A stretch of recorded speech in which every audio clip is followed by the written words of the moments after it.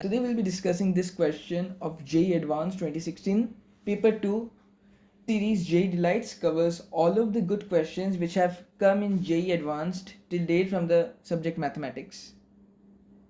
So let's begin solving this question. तो इस question में फर्स्ट अप्रोच क्या लगाएंगे?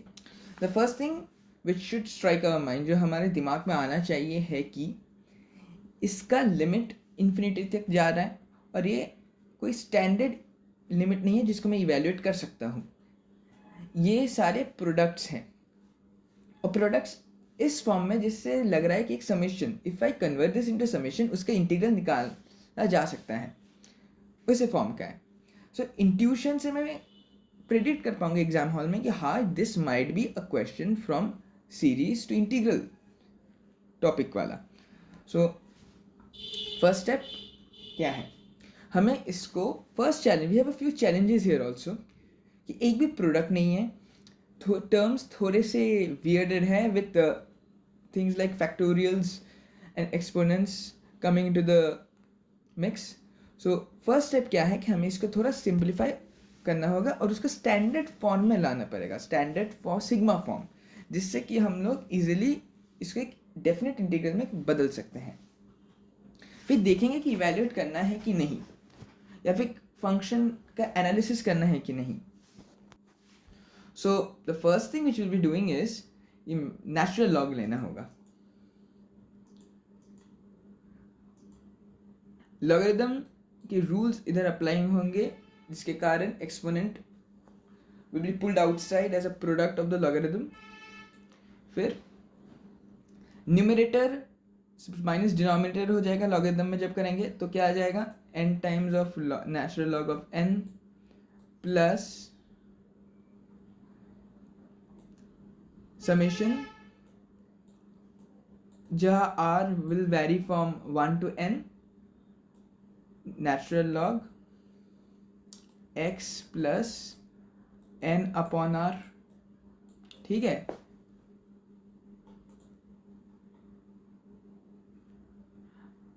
एंड क्या होगा, अब सब्ट्रैक्शन आएगा. सब्ट्रैक्शन क्यों आएगा? क्योंकि डिनोमिनेटर में हम लोग natural log of n factorial से सब्ट्रैक्ट करेंगे, और एक और सब्ट्रैक्शन आएगा जहाँ पर हम लोग सब्ट्रैक्ट करेंगे the summation of from r to n, वैसे ही natural logarithm of x square plus n square upon r square. ठीक है. अभी ये थोड़ा डरावना टर्म है, लाइक ऑनेस्टली थोड़ा देखकर इंटिमिडेटिंग फैक्टर एक है, limit tending if n tends towards infinity. तो इसको क्या करें, इसको थोड़ा सिंप्लीफाई करेंगे.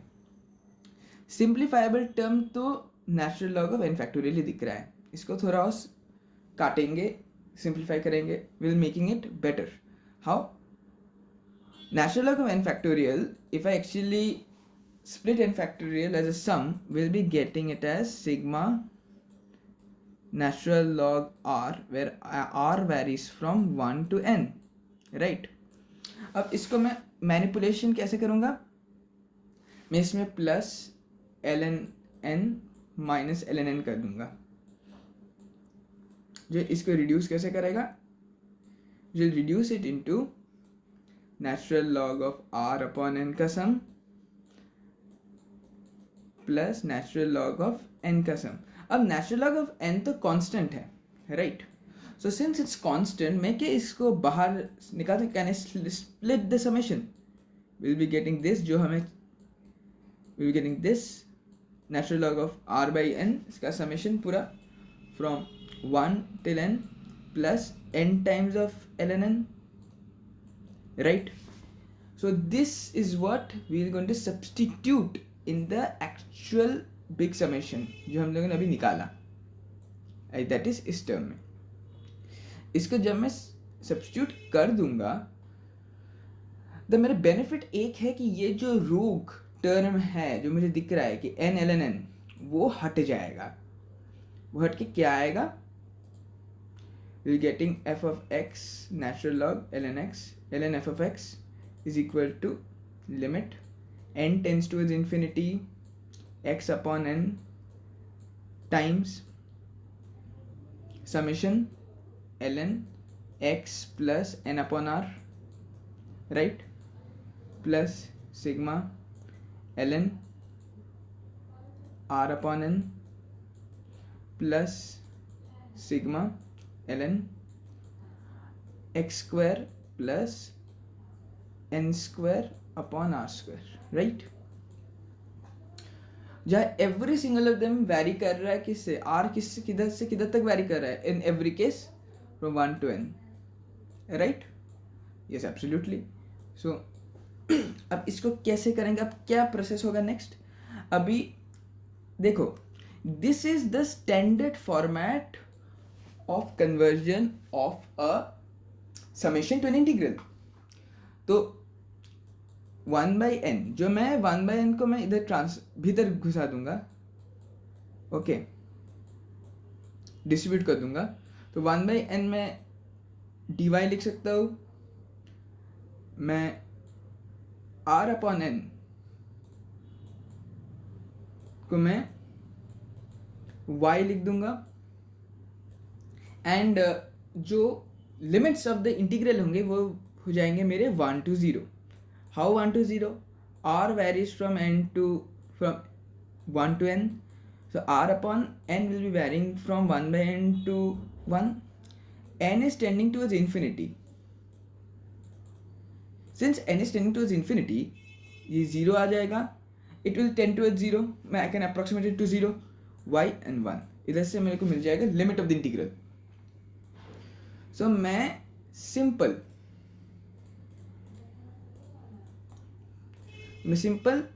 natural log of the function of x, I can rewrite it as integral from 1 to 0 natural log of x plus 1 by y dy times x plus x times natural log of ln y. This will be subtraction, sorry, it is subtraction. I think I wrote addition. These are subtractions.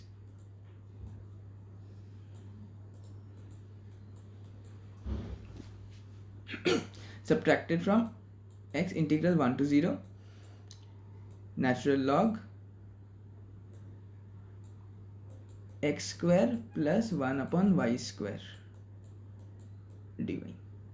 Now definite integrals का एक property है. There is a property of definite integrals which states that if the limits of the integrals of two functions is same, then I can just combine them. How? Like this. It will become integral from a to b f of x plus minus g of x.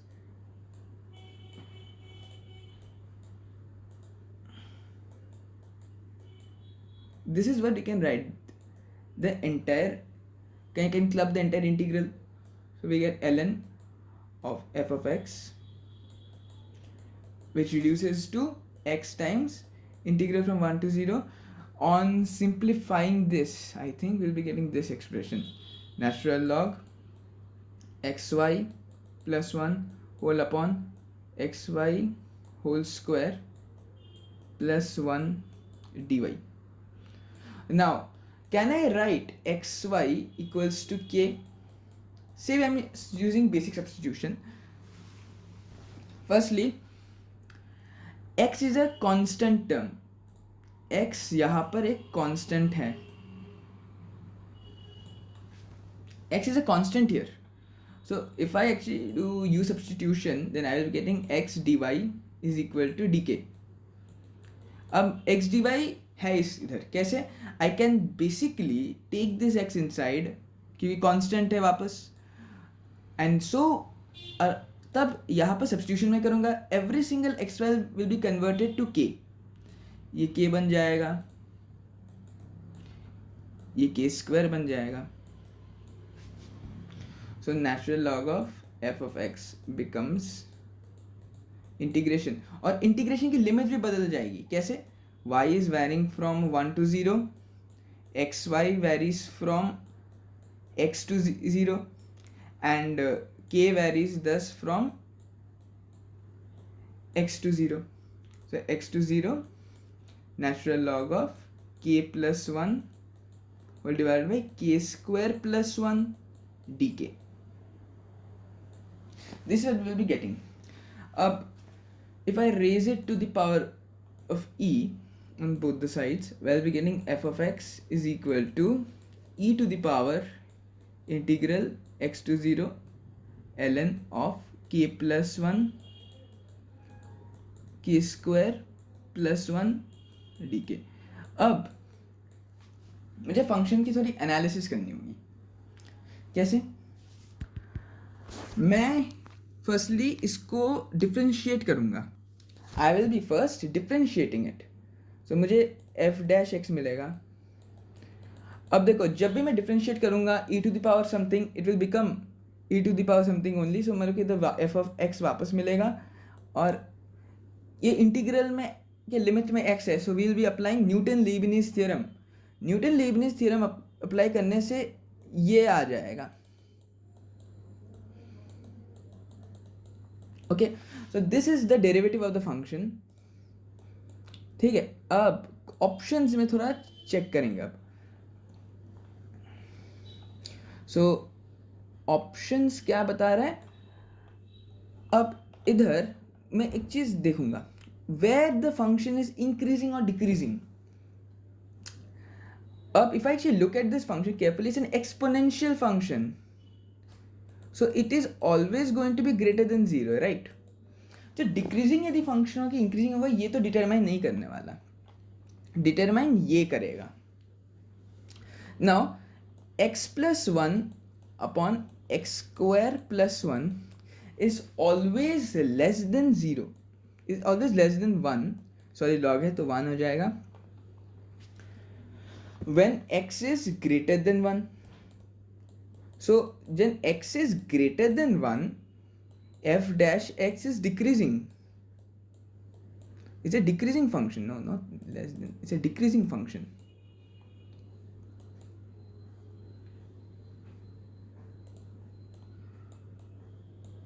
And जब x is less than 1, it is an increasing function. When x is less than 1, f of x is an increasing function. So by that logic we can clearly see कि f option A is incorrect. Why? Because from 0 to 1 f of x is increasing. तो ये option गलत है. Yes, C is correct. Why? Because 2 is greater than 1 और उसमें function decreasing है, so derivative has to be less than 0. Less than equal to भी हो सकता है क्योंकि मैक्सिमम आ सकता है, but it is definitely not going to be an increasing function. Next, option B. Yes, option B is correct. Why option B is correct? Because between 0 to 1 increasing है, तो function 1/3 is clearly less than 2/3. thereby f of 1/3 is going to be less than equal to f of 2/3. This is correct. Option D, f dash of 3 upon f of 3. अभी इसको मैं यदि rearrange थोड़ा सा करूँ अच्छे से, so we'll be landing up with f dash x upon f of x, right?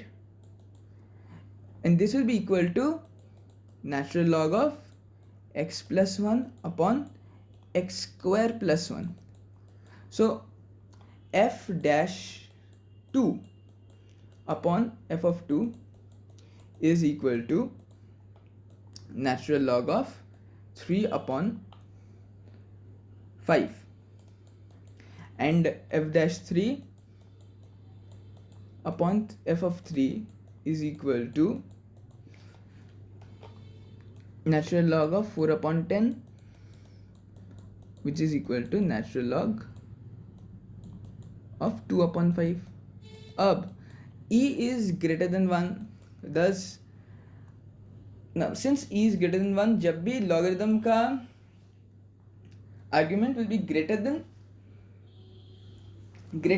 the logarithm will be also be greater. Thus natural log of 3/5 is greater than natural log of 2 by 5, clearly f dash 2 upon f of 2 is greater than f dash of 3 upon f of 3, right? So option D is also correct. Option D is actually incorrect. Option D is incorrect because f of 2 has to be greater than f of 3. f2 by f of 2, f dash 2 by f of 2 has to be greater than f dash 3 upon f of 3. Thus this is actually incorrect. So कौन से correct options हैं? Option B and C. So answer is B, C.